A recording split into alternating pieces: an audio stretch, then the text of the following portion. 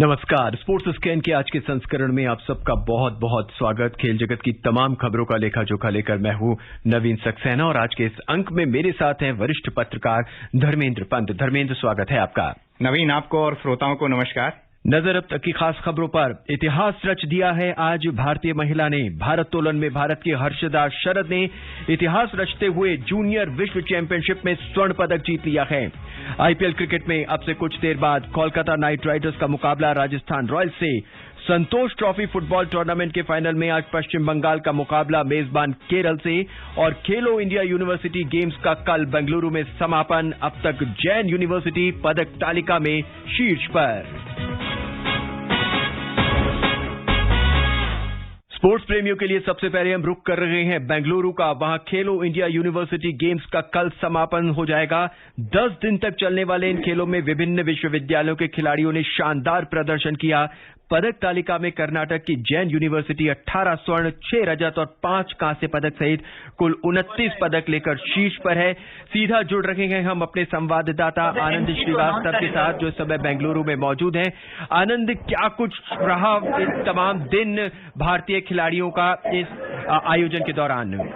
नवीन, सबसे पहले अगर आज की बात करें तो मैं यहाँ पर जैन ग्लोबल कैंपस के कराटे एरिना में हूँ। यहाँ पर अभी अभी कराटे की स्पर्धा समाप्त हुई है और सुबह से लेकर अब तक कई प्रतियोगिताएं हुई अलग अलग भार वर्ग में। अगर कुछ के परिणाम मैं आपको बताऊं तो -61 केजी भार वर्ग में महिलाओं में गुरु नानक देव विश्वविद्यालय अमृतसर की हरप्रीत कौर ने स्वर्ण पदक जीता, जबकि चौधरी चरण सिंह हरियाणा कृषि विश्वविद्यालय की रिया मलिक के खाते में गया रजत पदक। -67 केजी अगर पुरुषों की बात करें तो यहाँ पर पंजाबी विश्वविद्यालय पटियाला के अंकित ने स्वर्ण पदक जीता। कुरुक्षेत्र विश्वविद्यालय के करण सिंह के खाते में रजत पदक गया। फुटबॉल की बात करें नवीन, तो महिलाओं के फाइनल में विद्या सागर विश्वविद्यालय ने गुरु नानक देव विश्वविद्यालय को 2-0 से हराकर स्वर्ण पदक अपने नाम किया। अगर रेसलिंग की बात करें तो ग्रीको रोमन के 67 केजी भार वर्ग में हनीपाल सिंह ने स्वर्ण पदक अपने नाम किया, जबकि सूरज ने रजत पदक अपने नाम किया। आपने बात की समापन समारोह की, तो कल 5:30 बजे बेंगलुरु में समापन समारोह होना है और साथ ही कल जो है कबड्डी का फाइनल मुकाबला खेला जाएगा, जिसमें गृह मंत्री अमित शाह भी मौजूद रहेंगे। नवीन जी। आनंद, आप लगभग 9 दिन तक इस दौरान बेंगलुरु में रहे। आपने क्या कुछ वहां पे महसूस किया कि खिलाड़ियों को किस तरह की भावनाएं हैं, किस तरह का खेल प्रदर्शन है और आने वाले खेलों के लिए तमाम जितने भी अब खेल हैं उनके लिए उनकी तैयारियां कैसी हैं? देखिए नवीन, ये जो खेलो इंडिया यूनिवर्सिटी गेम्स हैं, वैसे तो भारत में बहुत सारे विश्वविद्यालय हैं, लेकिन जो AIU है, जो एसोसिएशन ऑफ इंडियन यूनिवर्सिटीज है, वो अलग अलग खेलों की स्पर्धाएं आयोजित करती है। उसमें जो टॉप 8 यूनिवर्सिटी होती है जिस स्पर्धा में, उसको खेलो इंडिया यूनिवर्सिटी गेम्स में एंट्री दी जाती है। और यहाँ पर जो अलग अलग विश्वविद्यालय से खिलाड़ी आए हुए हैं वो तो अपनी स्पर्धा में पार्टिसिपेट कर ही रहे हैं, सीख ही रहे हैं। साथ ही साथ हर शाम को यहाँ पर एक गेट टुगेदर होता है, जिसमें एक विश्वविद्यालय के खिलाड़ी दूसरे विश्वविद्यालय के खिलाड़ियों से बातचीत करते हैं, वहां की संस्कृति समझते हैं और ये भी जानने की कोशिश करते हैं कि कैसे और बेहतर किया जा सके। एक चीज और मैं आपको बता दूं कि यहाँ पर जो विजेता होता है उस राज्य फेडरेशन की तरफ से उसको अगले 5 साल तक प्रोत्साहन राशि दी जाती है, उसको प्रशिक्षक मुहैया कराया जाता है और बेहतर से बेहतर ट्रेनिंग भी दी जाती है, ताकि वो आने वाले खेलों के लिए खुद को बेहतर ढंग से तैयार कर सकें। तो इंफ्रास्ट्रक्चर के मामले में कहें, सुविधाओं के मामले में कहें और प्रदर्शन के मामले में कहें, तो खेलो इंडिया यूनिवर्सिटी गेम्स 2021 ने कई कीर्तिमान बनाए हैं। जी आनंद, हमसे जुड़ने के लिए और इस विशेष जानकारी को हमारे साथ साझा करने के लिए आपका बहुत बहुत धन्यवाद। जी शुक्रिया। खेलो इंडिया यूनिवर्सिटी गेम्स के दूसरे संस्करण के लिए 200 से ज्यादा विश्वविद्यालयों के 4000 खिलाड़ियों ने भाग लिया और 20 स्पर्धाओं में इन्होंने अपना हिस्सा लिया। धर्मेंद्र, ये जो यूनिवर्सिटी गेम्स हो रखे हैं, भारतीय युवाओं को तराशने का काम कर रहे हैं, भारतीय युवाओं की प्रतिभाओं को खोजने का काम कर रहे हैं। और एक स्पोर्ट्स विशेषज्ञ के तौर पर आपको क्या लगता है कि इसमें से कितने ऐसे खिलाड़ी हैं जो आगे एशियंस, ओलंपिक, कॉमनवेल्थ और या दूसरे तरह के टूर्नामेंट में भारत का प्रतिनिधित्व करने का हक रखते हैं? देखिए, आपने 2 शब्दों का उपयोग किया, एक तो कि भारतीय नए खिलाड़ियों को खोजने और उनको तराशने। मेरे ख्याल से कि दोनों काम यहाँ हो रहे हैं। एक तो आपको नए खिलाड़ी मिल रहे हैं, आपको पता चल रहा है कि हमारे पास ग्रास रूट पर कैसे खिलाड़ी हैं और हम उनको कैसे निखार सकते हैं। दूसरा, आपने कहा कि किस तरह से खिलाड़ी आगे बढ़ेंगे। मैं एक उदाहरण आपके सामने दिव्यांश सिंह पवार का दे रहा हूं, जो निशानेबाज हैं और ओलंपिक में खेल चुके हैं। उन्होंने यूथ गेम्स जो हुए थे, खेलो इंडिया यूथ गेम्स 2020 में, उनसे शुरुआत की थी अपनी 10 मीटर एयर राइफल में खेलने का, और उसके बाद वो मतलब लगातार अच्छा प्रदर्शन करते रहे और ओलंपिक तक पहुंच गए। ठीक है कि ओलंपिक में वो अनुकूल प्रदर्शन नहीं कर पाए, लेकिन अभी बहुत कम उम्र के हैं तो उनसे हम बड़ी उम्मीद लगाते हैं। उन्होंने इस बार राइफल 50 मीटर राइफल 3 पोजीशन में सिर्फ खेलो इंडिया यूनिवर्सिटी गेम से इसलिए शुरुआत की कि ताकि उनके लिए ओलंपिक के इस स्पर्धा में भी दरवाजे खुल जाएं।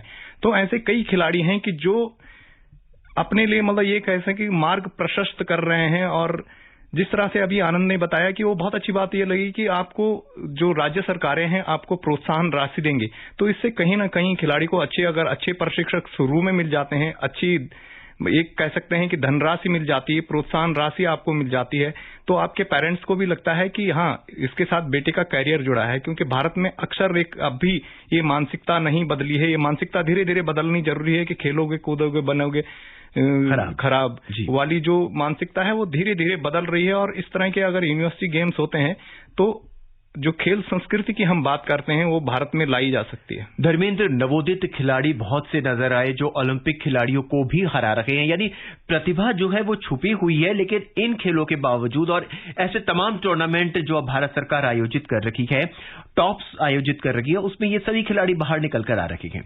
देखिए, शायद पहले ही इस पर भी बात हुई थी कि टॉप्स के कुछ जो एक टॉप्स में एक तो जो मेन कोर ग्रुप है, कोर ग्रुप में कुछ खिलाड़ी हैं, कोर ग्रुप से भी कुछ खिलाड़ी इसमें भाग ले रहे थे, जैसे श्री हरि नटराज थे, दुती चंद थी, और कुछ खिलाड़ी उनके डेवलपमेंट ग्रुप से ज्यादा खिलाड़ी इसमें भाग ले रहे थे। तो स्वाभाविक है कि जो डेवलपमेंट ग्रुप के खिलाड़ी वहां भाग लेंगे तो जो दूसरे खिलाड़ियों को भी इससे प्रेरणा मिलेगी कि हम भी कम से कम इस स्तर पर पहुंचे कि हमें डेवलपमेंट ग्रुप में जो धनराशि उनको मिल रही है, जो सुविधाएं उनको मिल रही हैं, वो तभी मिलेंगी जब वो अच्छा प्रदर्शन करेंगे। तो एक तो फर्क यहां पर पड़ता है। दूसरा ये होता है कि जब आप प्रतिस्पर्धा करते हैं, मैच अभ्यास आपके लिए बहुत जरूरी होता है किसी भी स्पर्धा में, चाहे आप तीरंदाजी खेल रहे हो या निशानेबाजी खेल रहे हो, तो मैच अभ्यास खिलाड़ियों को मिलता है। और उसके बाद जब वो बड़े प्लेटफॉर्म पर जाते हैं, अंतर्राष्ट्रीय मंच पर जाते हैं, तो उनके पास साथ एक आत्मविश्वास जुड़ा होता है, उनको पता होता है, वो मतलब ये कह सकते हैं कि यहां पर उनको खुद को परखने, खुद को समझने का एक मौका मिल रहा है। और शायद ये मौका भी मिल रहा है कि अंतर्राष्ट्रीय स्तर पर खेल किस तरह से खेले जाते हैं, किस तरह से मनोवैज्ञानिक दबाव होता है। हालांकि ये जितने भी तमाम खेल, जितने भी स्पर्धाएं, 20 स्पर्धाएं आयोजित की गई हैं, एकदम अंतर्राष्ट्रीय स्तर के लेवल की ये प्रतियोगिता आयोजित की गई है। देखिए, एक छोटा सा उदाहरण आईपीएल देते तो आईपीएल से हमें फायदा ये मिला था कि हमारे खिलाड़ियों को अंतर्राष्ट्रीय स्तर पर खेलने का शुरू से ही मौका मिल गया, उनको दबाव झेलना नहीं पड़ा। अगर यही आप प्रत्येक खेल में कर देते हैं तो स्वाभाविक है कि जो मनोवैज्ञानिक दबाव की आप बात कर रहे हैं वो कहीं ना कहीं उसका असर भारतीय खिलाड़ियों पर सकारात्मक असर पड़ेगा। अब आपने देखा होगा कि निशानेबाजी की बात हो रही है, तीरंदाजी में कई उलटफेर देखने को मिले। ऐसे खिलाड़ियों ने दिग्गज मतलब अंतर्राष्ट्रीय स्तर पर खेल चुके खिलाड़ियों को हरा दिया कि जिनसे उम्मीद कम की जा रही थी। और धर्मेंद्र, कुछ नए खेल भी हमें देखने को मिले। इस बार हमें योगासन देखने को मिला। मैं देख रहा था कि योगासन में किस तरह से यूनिवर्सिटीज के खिलाड़ी कठिन योग लगा रखे थे और करीब 1-1 मिनट तक योग लगा के रखे हुए थे, आसन लगा के रखे हुए थे। बहुत ही बेहतरीन नजारा नजर आ रहा था। देखिए, योगासन कहीं ना कहीं तक इसको भारत सरकार लगातार बढ़ावा दे रही है, और अभी राष्ट्रीय चैंपियनशिप भी मेरे ख्याल से गुजरात में आयोजित की गई थी, जिसमें कि काफी खिलाड़ियों ने, लगभग 2000 के आसपास खिलाड़ियों ने भाग लिया था। तो ये बढ़िया है कि अगर योगासन आगे बढ़ता है और उसको लगातार कोशिश की जा रही है कि उसको अंतर्राष्ट्रीय स्तर पर, अंतर्राष्ट्रीय मंच पर जब उसको एक मान्यता दी जाए, एशियाई खेलों में शामिल किया जाए, राष्ट्रमंडल खेलों में शामिल किया जाए, उसको ओलंपिक तक पहुंचाया जाए, तो कहीं ना कहीं हमारा उसमें दबदबा रहेगा। और धर्मेंद्र, कहीं ये भी लग रहा था कि अगर इस तरह की योगासन को प्रमोट किया जाता है, योग अभ्यास को प्रमोट किया जाता है, तो जिम्नास्टिक जैसे जो खेल है हम उसको टक्कर दे सकते हैं अंतर्राष्ट्रीय स्तर पर। हालांकि ये भी बहुत एक लंबा रास्ता तय करना होगा, लेकिन शायद शुरुआत हो चुकी है। निश्चित तौर पर, क्योंकि जिम्नास्टिक में कुछ देशों का दबदबा रहा, यूरोपीय कंट्रीज का पहले दबदबा रहा, जैसे हंगरी का था या चाइना है, चाइना अब आया, पहले अमेरिका और रूस का दबदबा रहा। तो ऐसे इस तरह से अगर योगासन को धीरे धीरे, ऐसा नहीं है कि योगासन सिर्फ भारत तक सीमित रहेगा, आप देखेंगे कि योगासन धीरे धीरे दूसरे देशों में भी अपने पांव पसार रहा है। और जब योग एक तरह से आगे बढ़ेगा, विश्व स्तर पर अपनी अच्छी पहचान बनाएगा, तो स्वाभाविक है उसको कि जो ओलंपिक समिति है, अंतर्राष्ट्रीय ओलंपिक समिति, उस पर वो भी गौर करेंगे। तो हम उम्मीद करते हैं कि आने वाले दिनों में हम योग को अंतर्राष्ट्रीय स्तर पर भी देखेंगे। राजधानी दिल्ली में दूसरे खेलो मास्टर गेम्स दिल्ली 2022 आयोजित किए जा रहे हैं। इस खेल श्रृंखला में 23 राज्यों से अलग अलग खेलों के खिलाड़ी हिस्सा ले रहे हैं। इन खिलाड़ियों में युवाओं से अधिक मास्टर लेवल यानी रिटायर्ड खिलाड़ी भी शामिल हैं। खेलों के प्रति रिटायर्ड खिलाड़ियों का जोश देखते ही बन रहा है। सीधे चलते हैं अपने संवाददाता रईसुद्दीन के पास, जो हमें बता रहे हैं। राजधानी दिल्ली के कई स्टेडियम में चल रहे दूसरे खेलो मास्टर गेम्स दिल्ली 2022 में देश भर से 3000 से ज्यादा खिलाड़ी हिस्सा ले रहे हैं। ये सभी खिलाड़ी 30 से 95 वर्ष आयु वर्ग के हैं, जो hockey, football, kabaddi, basketball, table tennis आदि खेलों में अच्छा प्रदर्शन कर रहे हैं। खास बात यह है कि इन खिलाड़ियों में सबसे ज्यादा संख्या उन खिलाड़ियों की है जिनकी आयु 50 वर्ष से अधिक है। ऐसे ही मास्टर खिलाड़ियों ने आकाशवाणी से बातचीत की है। मैं मास्टर साहब सिंह, जिला झज्जर, स्टेट हरियाणा का रहने वाला हूँ। मेरी उम्र 95 से ऊपर हो चुकी है। इन खेलों में खेलो इंडिया हिस्सा लेने आज यहाँ आया हूँ। पहले भी मैं मेडल जीत चुका हूँ। 30 के करीब मेरे पास मेडल हैं, जो कि मुझे शौक है और मैं जीत चुका हूँ। जो मैं इसमें हिस्सा लूंगा 800 मीटर रेस, 200 मीटर रेस और 100 मीटर रेस की लगातार रेस में हिस्सा लेने के लिए आया हूँ। और मेरा ये खेलने का मकसद ये है, मेरी उम्र को देखते हुए बच्चे प्रोत्साहित हों और अपने स्वास्थ्य के लिए इसी तरह से स्वास्थ्य का ध्यान रखें कि भी बूढ़ा आदमी जब मेहनत करके अब तक खेल रहा है तो हमें भी खेलना चाहिए। मैं खेलो मास्टर इंडिया में यहाँ पे भाग लेने के लिए आया हूँ। वैसे मैं रिटायरमेंट के बाद 34 साल मैंने CRP में एज कमांडेंट सर्विस किया है और रिटायरमेंट के बाद मैं खेलों के साथ जुड़ गया हूँ। प्रधानमंत्री मोदी जी ने फिट इंडिया का एक जो नारा दिया है, उससे लोगों में बड़ी एक जागृति आई है और हम भी इसी देश को लेके आते हैं कि इसी ढलती उम्र में हमें किसी तरह की बीमारी ना हो। और मैं पिछले 12 साल में 126 मेडल लिए हैं। दूसरे खेलो मास्टर गेम्स का उद्देश्य पुराने खिलाड़ियों को फिर से ग्राउंड पर लाना है, ताकि देश के युवाओं को खेलों और स्वास्थ्य के प्रति प्रोत्साहित किया जा सके। इन खिलाड़ियों में कई एक्स ओलंपियंस भी शामिल हैं, जो देश को अपने प्रदर्शन से फिट इंडिया, हिट इंडिया का संदेश दे रहे हैं। और अब बात भारोत्तोलन की। हर्षदा गरुड़ ने इतिहास रच दिया है और ग्रीस के हेराक्लियन में भारोत्तोलन में जूनियर विश्व चैंपियनशिप में स्वर्ण पदक जीत लिया है। हर्षदा स्वर्ण पदक जीतने वाली पहली भारतीय महिला भारोत्तोलक बन गई हैं। इतिहास रचा है और एक नए उदयमान खिलाड़ी का जो है वो अब हमारे सामने आ चुका है। देखिए नवीन, अभी हम बात कर रहे थे खेलो इंडिया खेलों की, तो हर्षदा भी एक तरह से ये कह सकते हैं कि खेलो इंडिया की प्रोडक्ट है। उन्होंने खेलो इंडिया यूथ गेम्स की हमने बात की थी, उसमें उन्होंने 139 किलो वर्ग 139 किलो भार उठाकर स्वर्ण पदक जीता था 2020 में, और वहां से उन्होंने शुरुआत की थी। और आज देखिए वो 153 किलो वर्ग तक, मतलब भार वर्ग वही 45 का है, लेकिन 153 में पहुंच गया। और जिस तरह से उन्होंने स्नैच में 70 किलोग्राम भार उठाया, उससे लगा मतलब एक तरह से उनका स्वर्ण पदक पक्का हो गया था। ठीक है कि वो क्लीन एंड जर्क में थोड़ा सा चूक गई थी, दूसरे नंबर पर रही, लेकिन कहीं ना कहीं ये एक अच्छे संकेत हैं, जो हम पहले भी बात कर रहे थे कि हमारी जो अगर आपको प्लेटफॉर्म अच्छा मिलता है, आपको शुरू से अच्छा मंच मिलता है, तो आपको अंतर्राष्ट्रीय स्तर पर परिणाम देखने को मिलेंगे। आज तक हमारी कोई भी खिलाड़ी विश्व स्तर पर जूनियर विश्व चैंपियन में स्वर्ण पदक नहीं जीत पाया था। अंशिता स्यूली ने पिछली बार रजत पदक जीता था, 2013 में मीराबाई चानू ने कांस्य पदक जीता था, लेकिन स्वर्ण हमेशा स्वर्ण होता है। और धर्मेंद्र, अब इन्हीं की तर्ज पर, मीराबाई चानू की तर्ज पर एक और उदयमान खिलाड़ी जूनियर लेवल पर आ चुका है और हम उम्मीद करते हैं कि सीनियर लेवल पर भी बेहतरीन प्रदर्शन करेंगी। आने वाले राष्ट्रमंडल खेलों और एशियन खेलों के अंदर ये अपनी चुनौती पेश कर पाएंगी। देखिए, मुझे लगता है कि अभी उनके लिए रास्ता थोड़ा सा लंबा होगा, क्योंकि जो 45 किग्रा जो वजन वर्ग है, वो एशियाई खेलों या राष्ट्रमंडल खेलों या ओलंपिक खेलों का वजन वर्ग नहीं है, तो उनको सीधे 49 केजी में भाग लेना पड़ेगा, जिसमें अभी हमारे पास मीराबाई चानू है। तो कहीं ना कहीं ये कह सकते हैं कि आगे वो मीराबाई चानू को चुनौती देने के लिए तैयार रहेंगे। जी। भारोत्तोलन की दुनिया से निकलकर अब चलते हैं सीधा शतरंज की बिसात पर। भारत में इस साल होने वाले शतरंज ओलंपियाड के लिए 5 बार के विश्व चैंपियन विश्वनाथन आनंद को भारतीय दल का मेंटर बनाया गया है। यह प्रतियोगिता 28 जुलाई से 10 अगस्त के बीच चेन्नई में आयोजित की जाएगी। भारत की ओर से महिला और ओपन कैटेगरी में 2-2 टीमें हिस्सा लेंगी।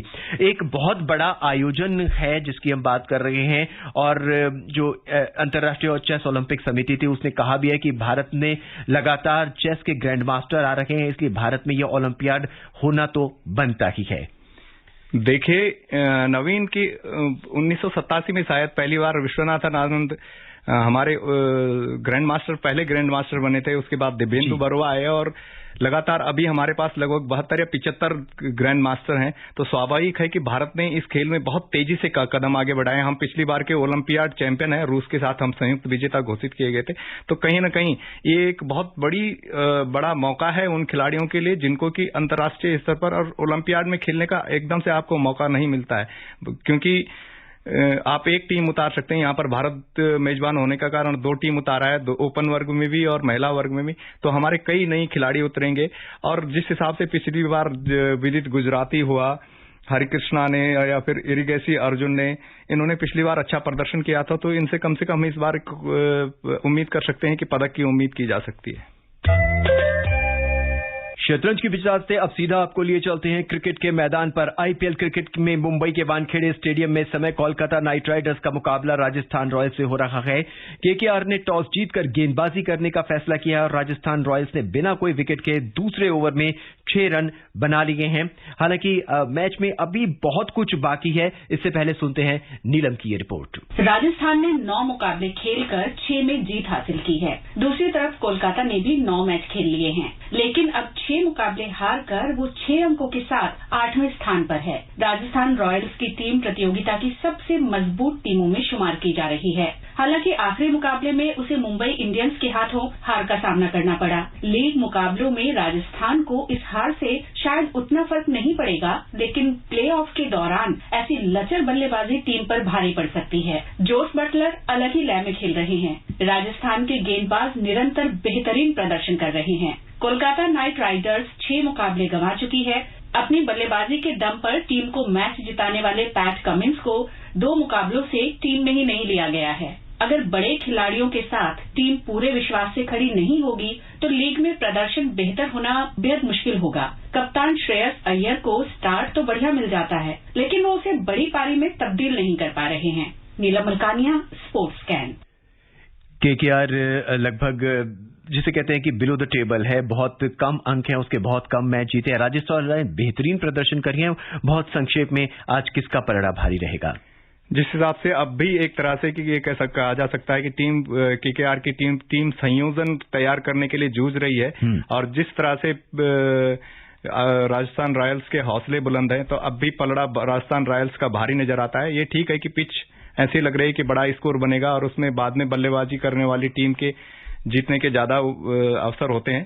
तो परिस्थितियों के हिसाब से केकेआर की संभावनाएं बन सकती हैं। क्रिकेट के बाद अब आपको लिए चलते हैं सीधा फुटबॉल के मैदान पर। 75वीं संतोष ट्रॉफी फुटबॉल प्रतियोगिता के फाइनल में आज 32 बार के चैंपियन पश्चिम बंगाल का मुकाबला मेजबान केरल से होगा। मैच रात 8 बजे मंजेरी के पायनाड स्टेडियम में खेला जाएगा। प्रतिष्ठित प्रतियोगिता है और अगर फाइनल मुकाबला देखा जाए तो प्रतिष्ठित टीमें ही फाइनल मुकाबला खेल रही हैं। देखिए, दोनों बहुत मजबूत टीमें हैं और दोनों आक्रामक फुटबॉल खेलती हैं। अब यहां पर देखना यह हुआ कि कौन किस तरह से अपनी रक्षा पक्ति की असली उसमें परीक्षा होगी। जिसकी रक्षण अच्छा मजबूत होगा, मुझे लगता है कि उसके जीतने के अवसर ज्यादा होंगे। केरल ने जो अब लीग चरण में जब इन्होंने एक दूसरे का सामना किया था तो केरल जीता था, तो स्वाभाविक है कि अब यहां पर वो बढ़े मनोबल के साथ भाग लेगा। लेकिन 32 बार का चैंपियन हमारा बंगाल है और 8 बार केरल जीत चुका है। तो केरल ने ये नहीं भूलना चाहिए कि 2018 में भी केरल ने उसको बंगाल को उसके कोलकाता में हराया था। तो कहीं ना कहीं मुकाबला कड़ा होने की पूरी संभावना है। चलते चलते हम अपने सुनने वालों को ये बता दें कि जम्मू कश्मीर के 4 तलवारबाज यानी फेंसर्स विशाल थापड़, जावेद अहमद चौधरी, मयंक शर्मा और श्रेया गुप्ता ने सीनियर विश्व कप के लिए क्वालिफाई कर लिया है।